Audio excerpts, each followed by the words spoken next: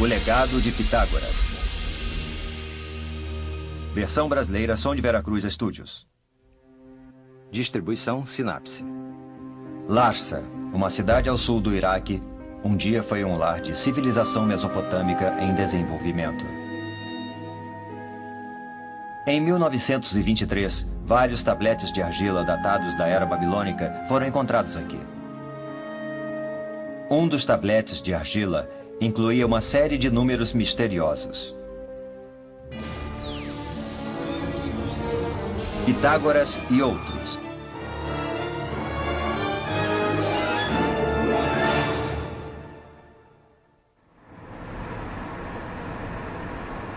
Nossa busca por esse tablete de argila nos trouxe a Manhattan, no coração da cidade de Nova York.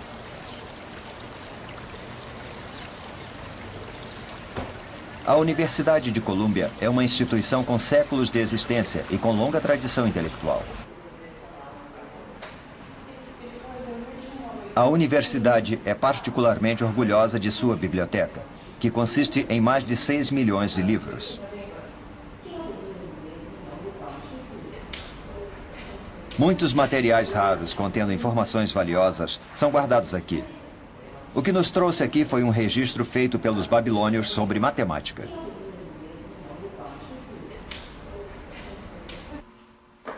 Ele é chamado de Plimpton 322, por causa de George Plimpton, que um dia foi dono de uma coleção de itens raros. Raramente o público pode ver, mas foi aberta uma exceção para nós.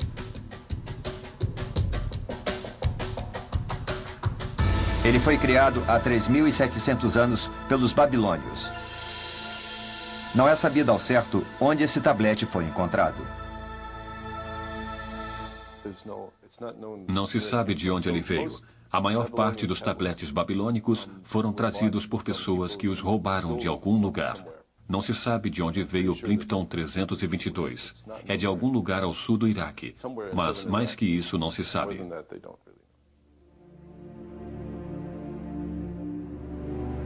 Estudiosos acreditam que esses tabletes do tamanho da palma da mão foram um dia partes de um tablete maior que foi quebrado.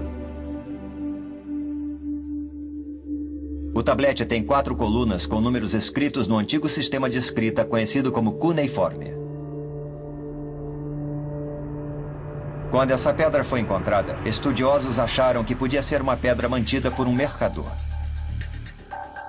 O tablete foi descoberto em 1923 por Edgar Banks, um arqueólogo e negociante de antigas relíquias.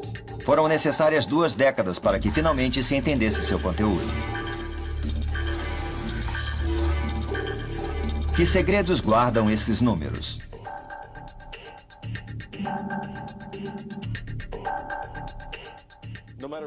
Não importa qual o seu significado, não importa qual o seu propósito exato. O que ele mostra é que os babilônios tinham técnicas de cálculo sofisticadas, das quais não temos nenhum entendimento real.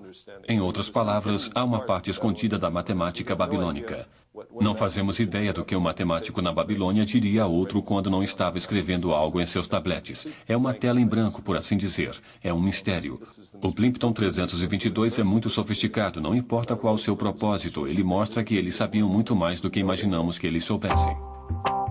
Foram Otto Nussbauer e seu aluno, Abraham Sachs, que interpretaram a ordem e o significado desses números.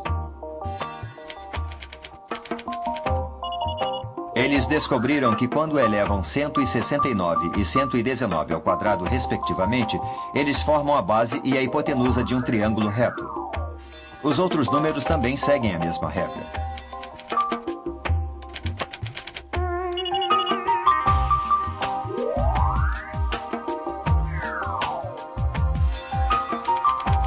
No Plimpton 322 estão escritos os comprimentos dos catetos de 15 diferentes triângulos retângulos.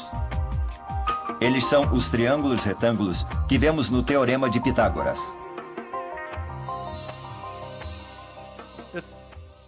Esse tablete tem muitos exemplos, mas aqueles triângulos têm lados de números inteiros, como 3, 4, 5, ou 5, 12, 13, mas o Teorema de Pitágoras é bem mais generalizado. Os triângulos não têm só lados de números inteiros, eles podem ter segmentos de comprimentos variados. E os tabletes não contêm nenhum exemplo com lados de números não inteiros.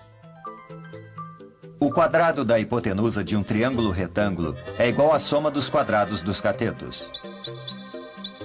Esse é o bem conhecido Teorema de Pitágoras. É bem surpreendente. 1 milênio antes de Pitágoras ter nascido, os babilônios de 3.700 anos antes entenderam esse importante conceito matemático. Por que então nos referimos a ele como Teorema de Pitágoras? Ninguém sabe quem provou o teorema primeiro. Geralmente se considera que Pitágoras fez a primeira prova, apesar de não haver como confirmarmos isso. Mas se tornou uma tradição chamar de Teorema de Pitágoras. Ninguém mais pode reivindicar a prova, apesar do teorema ser conhecido, em casos especiais, em muitas civilizações além da grega. Ele era conhecido na Babilônia, na Índia e na China. E todas essas civilizações tiveram suas próprias provas. Algumas delas podem ter precedido a de Pitágoras, mas ninguém sabe ao certo. O filósofo e matemático grego Pitágoras foi um homem famoso há 2.600 anos. Ele acreditava que tudo era composto por números. Ele passou 20 anos no Egito pesquisando essa ideia através dos estudos de geometria e de astronomia. Depois de voltar à Grécia, ele ensinou aritmética, geometria, música e astronomia, entre outras matérias. A sociedade pitagórica acreditava que um novo teorema como esse, capaz de desvendar propriedades ocultas da natureza, fosse uma revelação divina. Pitágoras tentou entender a harmonia de seu mundo através da matemática. Aqueles que entravam para o círculo fechado da sociedade pitagórica viviam juntos em sua escola, não tendo posses pessoais. Eles viviam uma vida simples, prestando atenção somente aos estudos. O ensinamento de Pitágoras era envolto em um véu de mistério, conhecido apenas por lendas. Eles viviam em uma comunidade. Muitos descobriram novos conhecimentos, apresentando-os em nome de Pitágoras. Eles só se interessavam em buscar a verdade. Para eles, a matemática era como uma religião que esclarecia a mente. Eles conheceram muitas características especiais dos números que estudavam. A sociedade pitagórica dividia os números em pares e ímpares, se referindo aos ímpares como masculinos e pares como femininos. Eles desenvolveram figuras para expressar números e as relações entre eles. Através de meticulosas buscas, eles descobriram pela primeira vez o chamado número perfeito. Um número perfeito é um número natural em que a soma de seus divisores, excluindo o mesmo, é igual ao próprio número. Eles acreditavam que o número perfeito fosse a chave para a ordem básica do universo. Séculos depois, Santo Agostinho diria que os céus e a terra levaram 6 dias para serem criados, porque 6 é um número perfeito. A sociedade pitagórica achava que os elementos não eram a base do mundo, mas a relação entre esses elementos formavam a base de todo o mundo. Eles acreditavam que a harmonia era muito importante. Pitágoras foi um dos primeiros a usar termos como harmonia e cosmos.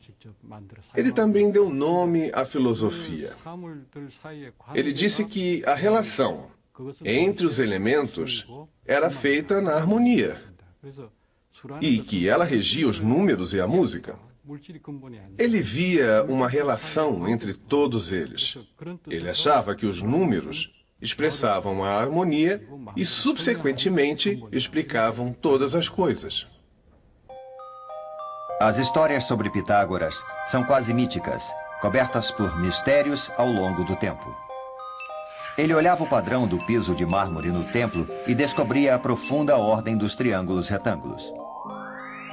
É o Teorema de Pitágoras que diz que o quadrado da hipotenusa de um triângulo retângulo é igual à soma dos quadrados dos catetos. De acordo com esse teorema, se um triângulo tem catetos menores de 3 e 4, então a hipotenusa deve ser de 5. Os 3 números naturais que formam um triângulo retângulo são agora chamados de trio pitagórico. De acordo com a lenda, Pitágoras fez uma oferta de 100 cabeças de gado aos deuses depois que fez essa descoberta. Seu teorema era lindo e perfeito.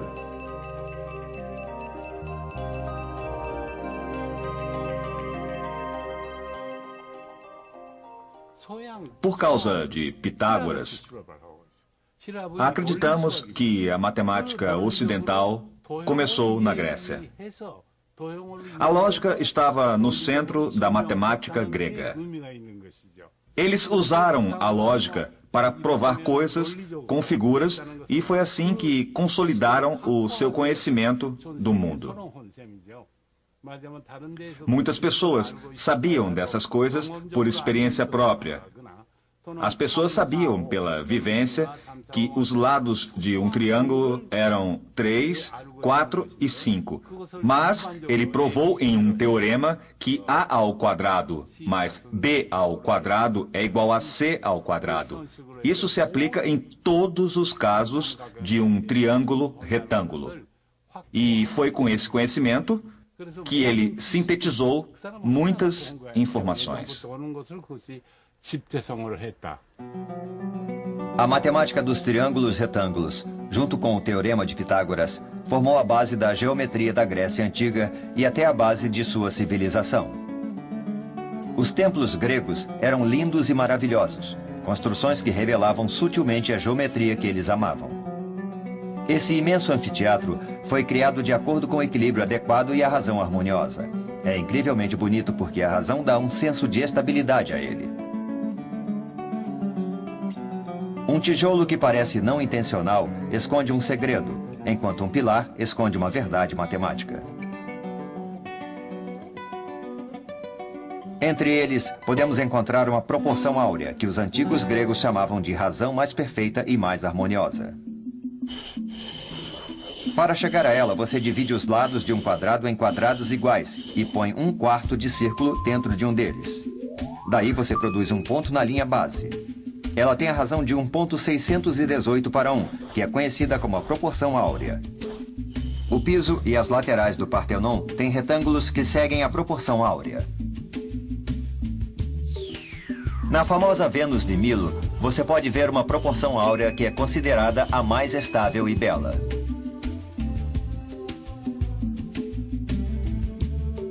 A Sociedade Pitagórica encontrou essa proporção áurea em seu próprio símbolo, o pentagrama.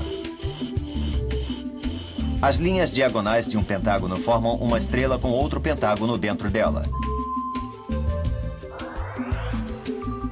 Todas as linhas na estrela seguem a proporção áurea.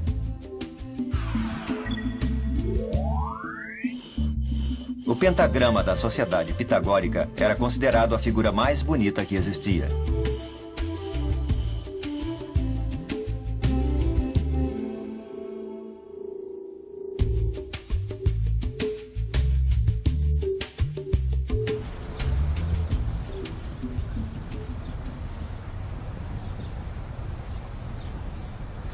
O teorema de Pitágoras esteve oculto na lenda, mas ficou finalmente conhecido no mundo 3 séculos depois da morte de Pitágoras na Alexandria, no Egito. A Alexandria, cidade portuária ao sul do Mediterrâneo, era um grande centro de comércio da época. 2.300 anos atrás, Alexandre o Grande conquistou esse lugar e ordenou que uma nova cidade fosse construída aqui. Seu plano era tornar Alexandria o centro de todo o conhecimento do mundo. Aqui, eles construíram a Torre do Farol da Alexandria, a maior do mundo na época.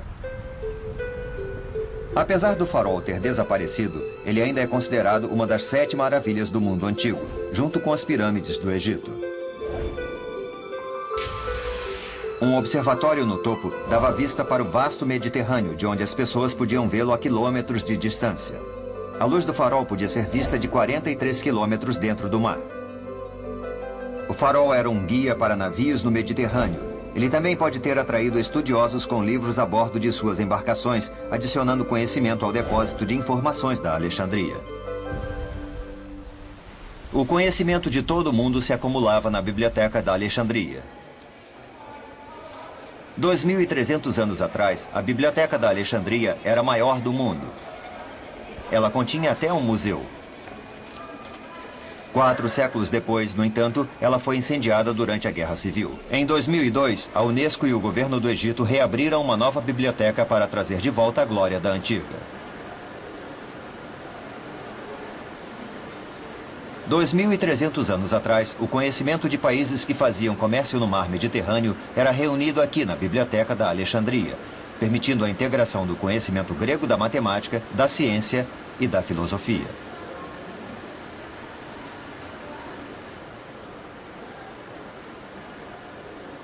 A antiga biblioteca era o coração da cidade portuária da Alexandria.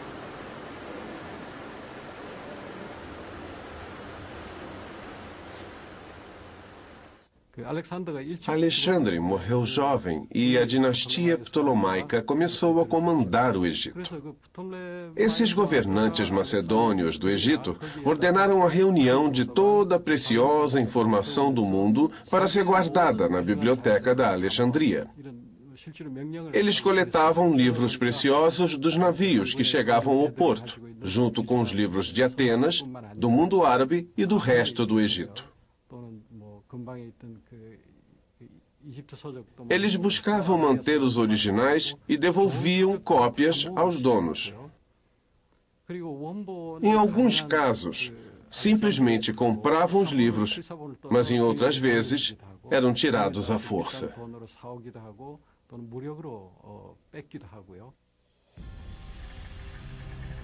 Produzimos uma imagem por computação gráfica de como a biblioteca deveria ser há 2.300 anos. Esse foi o primeiro centro de pesquisas do mundo. Vários grandes estudiosos se reuniam aqui para discutir seus estudos e para adquirir conhecimento.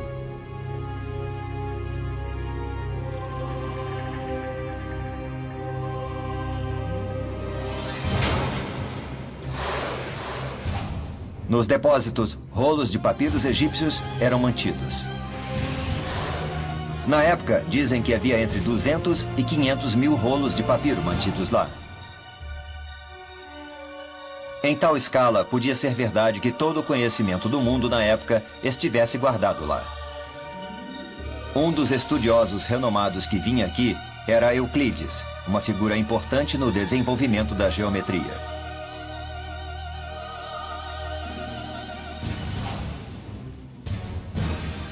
O original da geometria de Euclides, o principal texto matemático da época, era mantido aqui.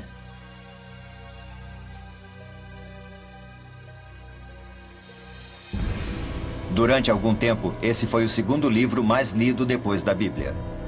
Euclides tinha conseguido com esse livro uma síntese de todo o conhecimento matemático dos antigos gregos.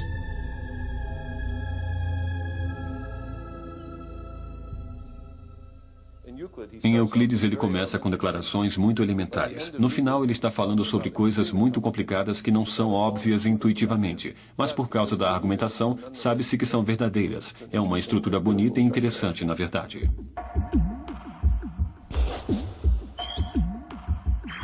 A primeira demonstração usando figuras na geometria de Euclides é o Teorema de Pitágoras, usando um esquadro de carpintaria.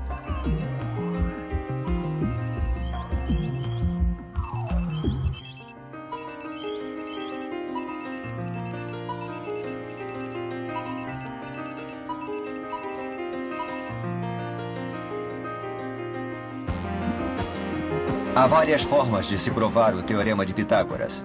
Uma delas é usando a razão de dois triângulos semelhantes. O método algébrico é a segunda. A terceira é o método geométrico, a comparação dos tamanhos. Nos últimos 2 milênios, houve mais de 300 demonstrações do Teorema de Pitágoras.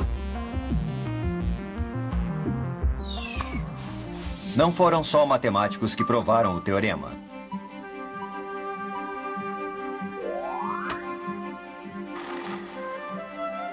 Em 1837, um corretor da bolsa londrino chamado Henry Perigal provou o teorema com o ótimo método de cortar e reposicionar. James Garfield, o 20º presidente dos Estados Unidos, também fez uma prova.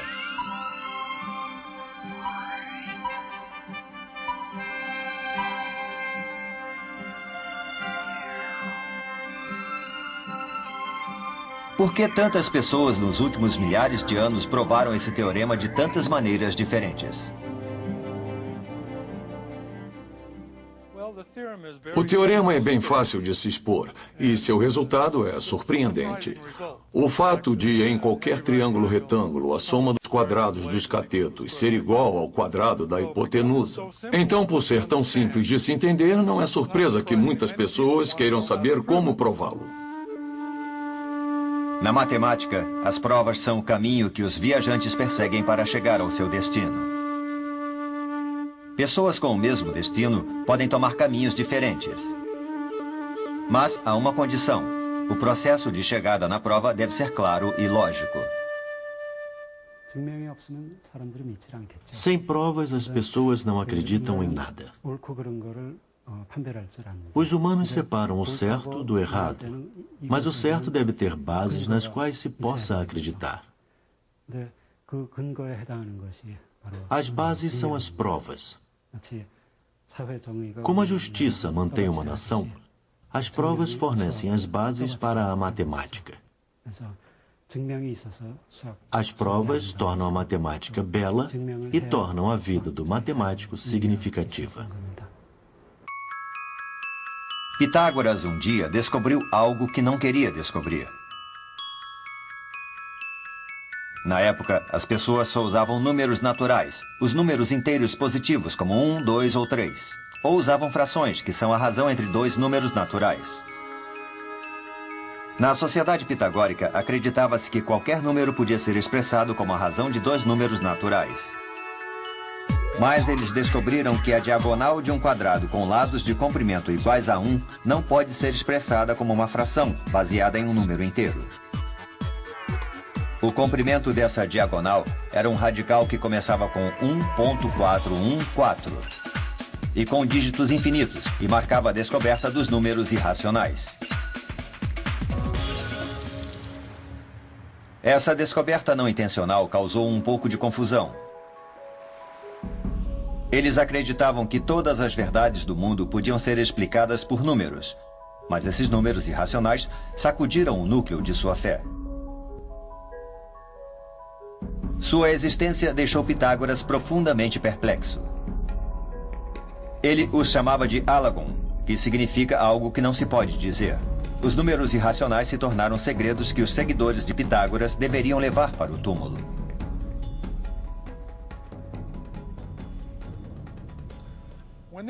Quando descobriram que a diagonal de um quadrado unitário, de 1 por 1, não era a razão de dois números inteiros, eles ficaram chocados e não queriam destruir sua teoria de que tudo dependia de números inteiros. Então, esse deve ter sido um motivo deles terem mantido isso em segredo, mas eles mantinham a maior parte de seus resultados em segredo. Nunca anotavam nada, nem mesmo quando faziam descobertas. Eles comunicavam tudo oralmente. Não há registro escrito de nada que a escola pitagórica tenha feito.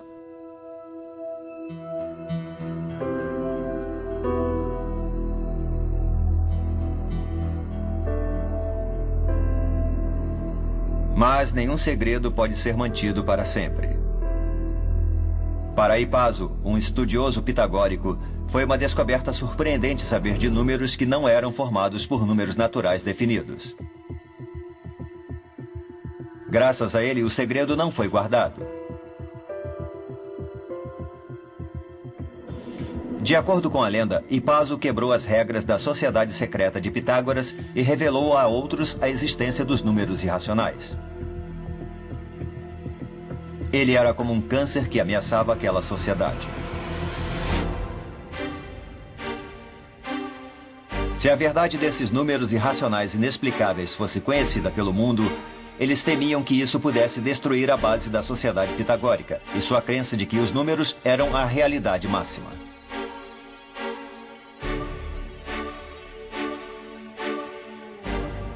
Os confusos alunos de Pitágoras finalmente chegaram a uma decisão difícil.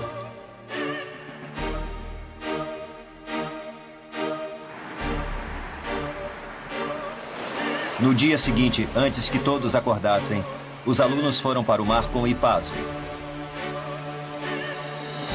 A sociedade descobriu os números irracionais, mas manteve o conceito em segredo. Esses não eram meros números, mas um novo e infinito mundo matemático que ameaçava seu mundo.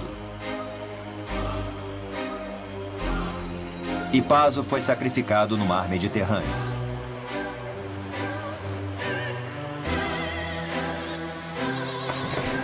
E assim, a descoberta pitagórica dos números irracionais ficou perdida na história, pelo menos por um tempo.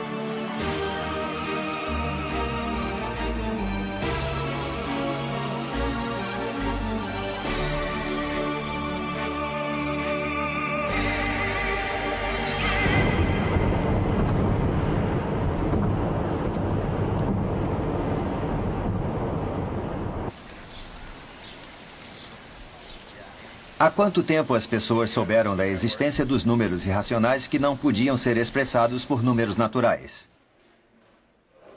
A Universidade de Yale, de 300 anos, tem a segunda maior biblioteca universitária do mundo, uma vasta coleção de 12 milhões de livros. Um famoso volume aqui é a Bíblia de Gutenberg, a primeira Bíblia a ser impressa. Nessa biblioteca, onde se pode ver livros raros do mundo e outros materiais anteriores a eles, é possível encontrar algo que conta a história da matemática.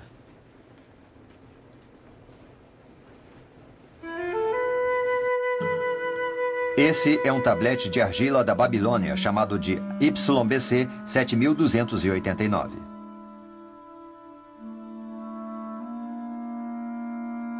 O professor Christopher Ananostakis estuda a antiga matemática através dos tabletes de argila babilônicos. Surpreendentemente, os números cuneiformes e desenhos do tablete de argila são sobre um triângulo retângulo.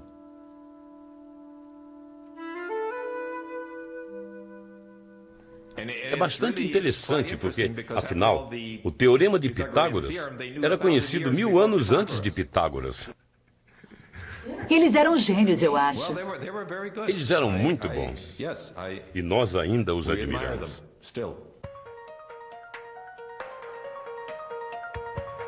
Há 3.700 anos, os babilônios não usavam um sistema decimal baseado no 10, mas um sistema sexagesimal, baseado no 60.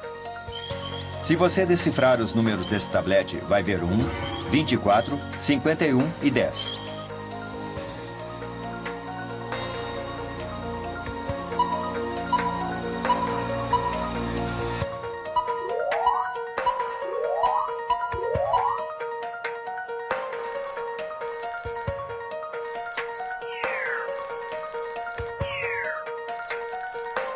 Quando troca esses números para o sistema decimal, tem um número que se inicia com 1.4142, um número irracional infinito.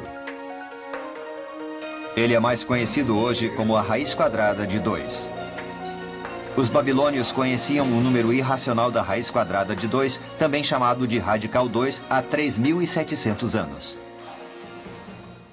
Se pegarmos 1.414 e depois elevar ao quadrado, você tem 1.9994, que é bem próximo de 2. O quadrado de 2 não pode ser escrito como fração. Em outras palavras, não há uma fração p sobre q que elevado ao quadrado p sobre q ao quadrado seja igual a 2. E isso era sabido pelos antigos gregos. Então você não pode escrever como simples fração e tem que usar aproximações. É isso que é um número irracional. Ele não tem razões simples de inteiros para inteiros.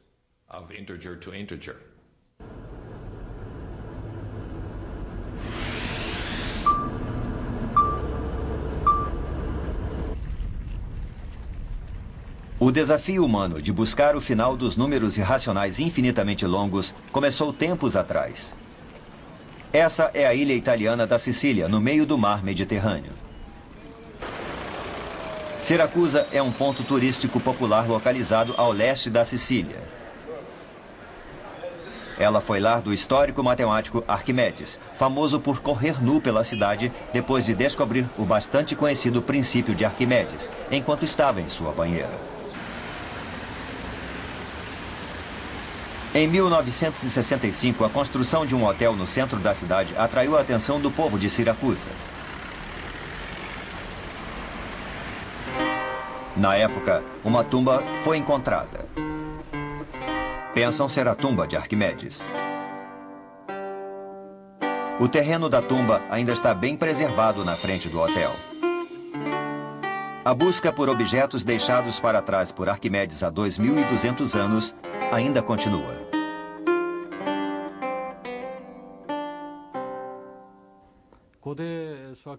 Há muitos matemáticos famosos de tempos antigos, mas Arquimedes era particularmente conhecido por aplicar a matemática ao mundo real.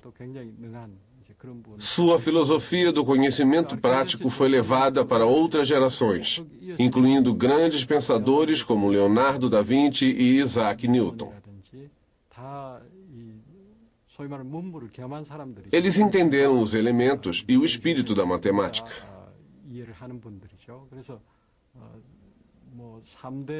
Quando alguém pensa em quais foram os maiores matemáticos de todos os tempos, Arquimedes sempre entra na lista. Uma escola em Siracusa tem uma estátua de Arquimedes.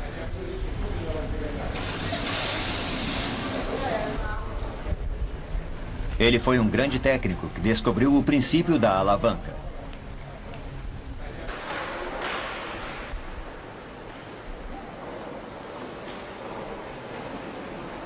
Ele foi inventor de uma bomba chamada de parafuso de Arquimedes e também da catapulta.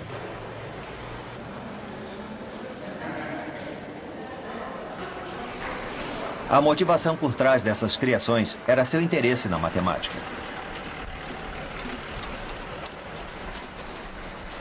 Quando Siracusa estava sob o domínio das tropas romanas, ele demonstrou seu talento como inventor.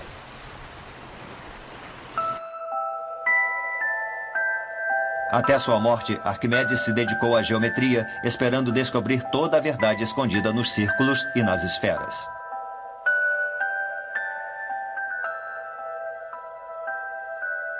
Onde quer que fosse, ele tentava levar seus estudos adiante, mesmo desenhando figuras no chão. Para Arquimedes, o círculo era a coisa mais perfeita e mais bonita de ser vista.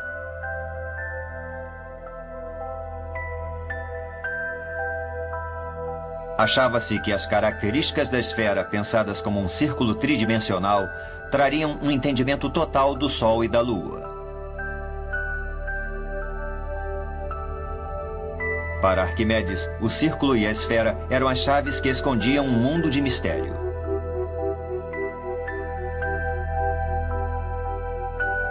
Então, um dia, quando Arquimedes estava medindo a circunferência de um círculo, ele descobriu uma característica importante comum a todos os círculos.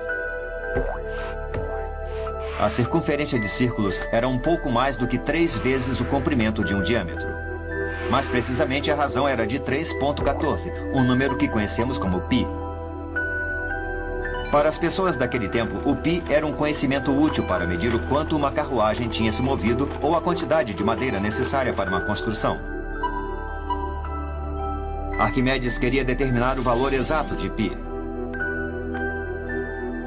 Para determinar com precisão, ele começou com um hexágono e depois desenhou uma série de polígonos cujos centros eram os mesmos do círculo.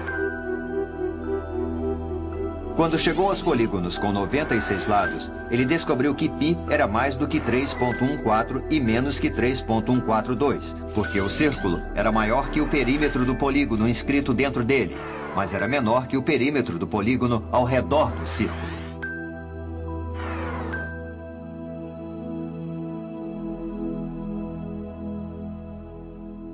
As pessoas pensavam nesse número há muito tempo.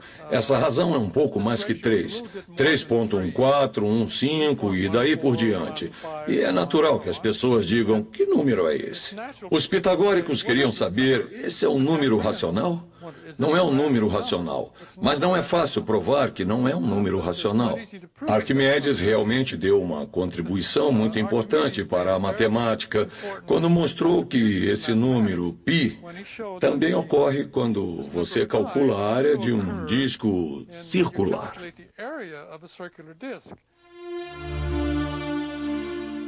O conceito de infinito era uma chave para abrir esse novo mundo. E o primeiro caminho para esse mundo foi encontrado no triângulo retângulo. Durante milhares de anos, o teorema de Pitágoras foi considerado uma verdade imutável. A diferença mais importante entre a matemática grega e a matemática anterior era a ideia de que você tem que provar os teoremas. E a ideia de que, se começar com algumas suposições, que são chamadas de axiomas, então, apenas usando a lógica e as regras básicas da matemática, você cria mais e mais teoremas. Essa, eu acho, é a grande invenção grega. O Teorema de Pitágoras, uma característica fundamental dos triângulos retângulos, se tornou base para a medição. Através de um processo chamado de triangulação, que usa razões de triângulos semelhantes, pode-se medir as alturas de montanhas ou navios.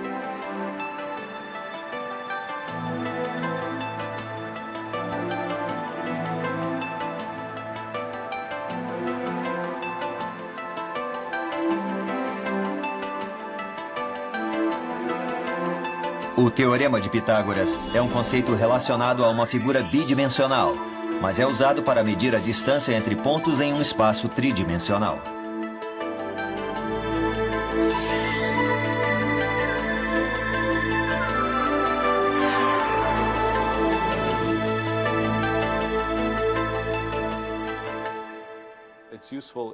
É útil na matemática moderna. É a base de quase todos os cálculos na geometria de natureza prática. Então, na moderna matemática, nós coordenamos sistemas. Temos um eixo X vindo por aqui e um eixo Y indo por aqui. E você tem que saber qual a distância entre dois pontos. E para calcular essa distância, você tem que saber o Teorema de Pitágoras. Esse é o cálculo básico em toda a geometria na computação gráfica. Assim que você começa a criar programas e fazer gráficos, você tem que usar o teorema. Então, é a base da qual depende toda a geometria analítica.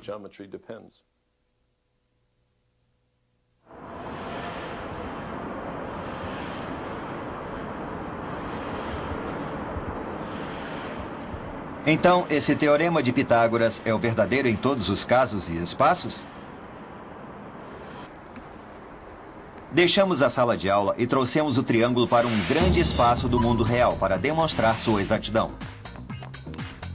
Usando satélites e outros equipamentos modernos, temos pontos precisos para um triângulo retângulo gigante, começando em um estádio de beisebol na capital da Coreia do Sul, Seul. Outro ponto foi um local no porto de Muko, na mesma latitude de Seul.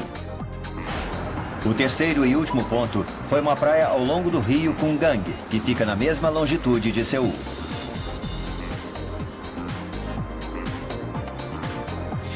Começando no estádio de beisebol em Seul, criamos um imenso triângulo retângulo.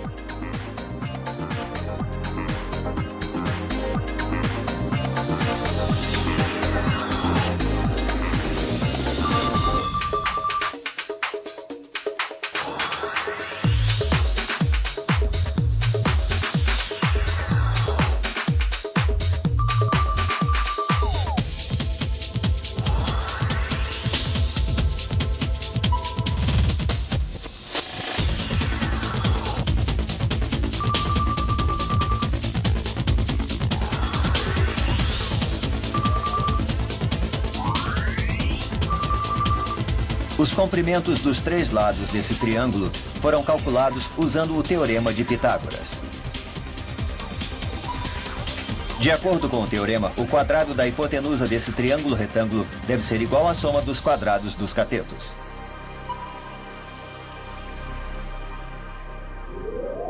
Mas acabamos tendo um resultado diferente. Nosso triângulo retângulo gigantesco não seguiu o que o Teorema de Pitágoras previu. Isso significa que o Teorema de Pitágoras está errado? Os resultados nos deixam procurando por respostas.